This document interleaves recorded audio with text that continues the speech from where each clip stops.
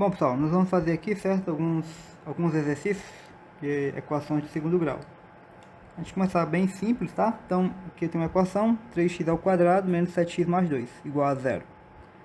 Minha sugestão é o seguinte, caso você esteja começando agora a aprender, certo? Então, você tem que fazer o passo a passo, né, de tudo que nós vamos fazer aqui, certo? Então, a primeira coisa que a gente tem que fazer é identificar os termos, ou seja, identificar quem é o coeficiente de x ao quadrado, ou seja, quem é o a, quem é o coeficiente de x, ou seja, quem é o b, e quem é o termo independente, no caso c. Então, aqui no caso a, né, é 3, o b é menos 7 e o c é 2. Tá? Só atenção aí para o B, que é menos 7. O B não é só o 7, certo? Bom, e aí escreve a fórmula, né? A fórmula, no caso, delta, que a gente vai precisar para calcular, né, na fórmula geral lá de Bhaskara. O delta é B2 menos 4AC. E aí você aplica os dados que você já tem. Então, você vai ter menos 7 ao quadrado, menos 4 vezes o A, que é 3, vezes o C, que é 2. Bom, 7 ao quadrado dá 49, né? 4 vezes 3 dá 12. 12 vezes 2 dá 24. 49 aqui, né? Menos 24 aqui vai dar 25, certo?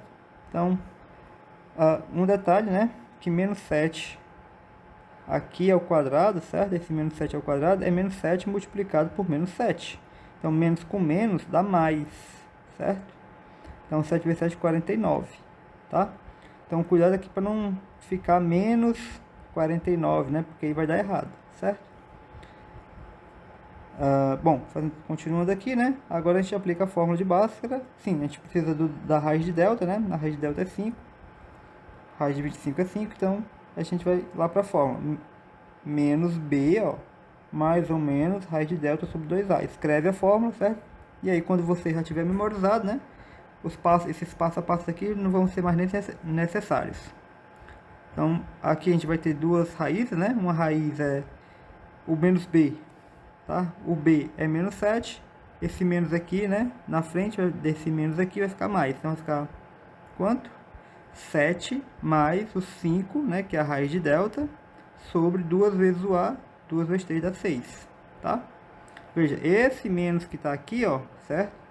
Ele está dizendo o seguinte, troque o sinal de b, certo? Então, se o b é menos 7, ele vai ficar 7.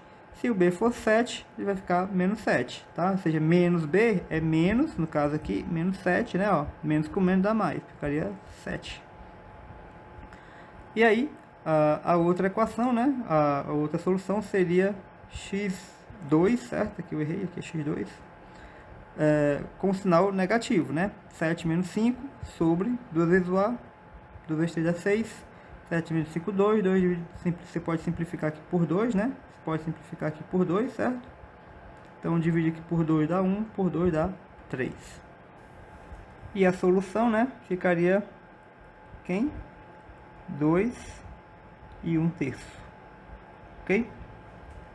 Bom, a gente vai resolver agora, certo?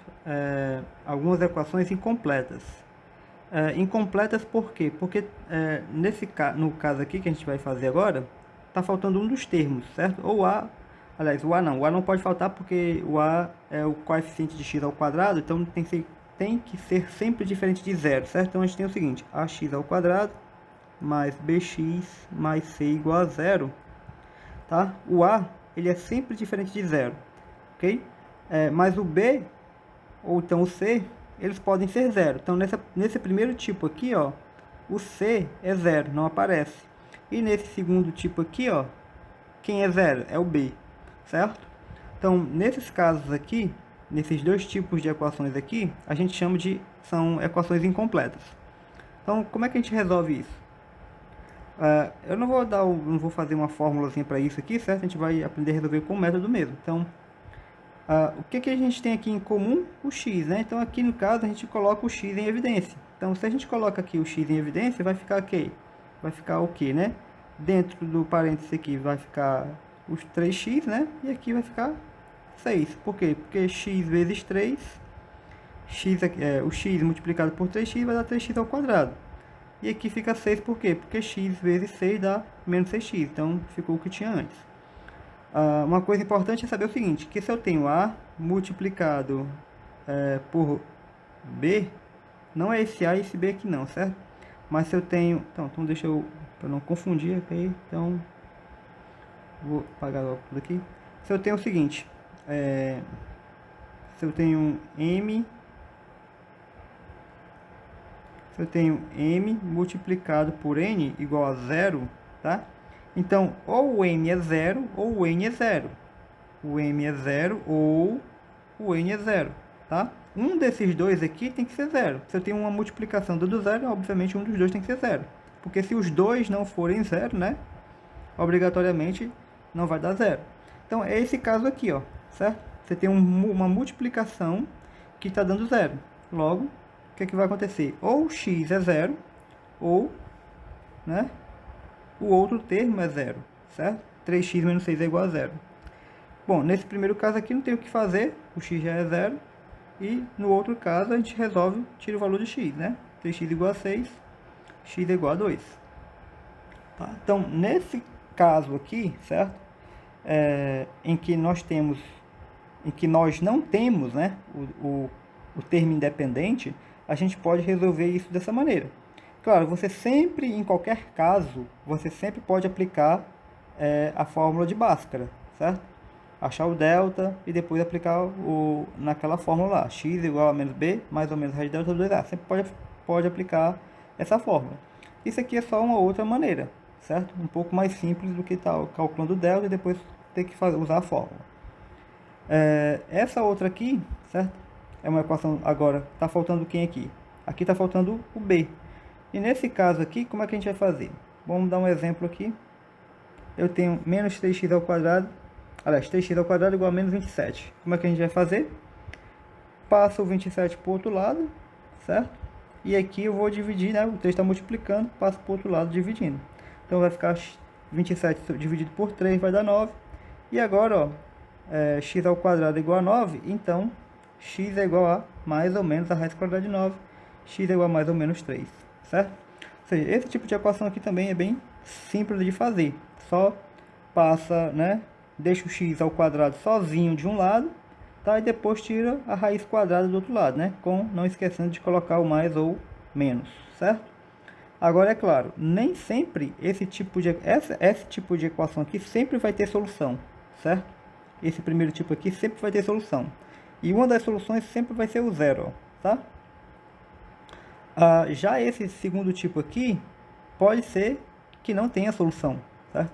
Então, um exemplo disso... tá. Aqui no caso, ó... Deixa eu apagar aqui de novo. Para não embaçar aqui.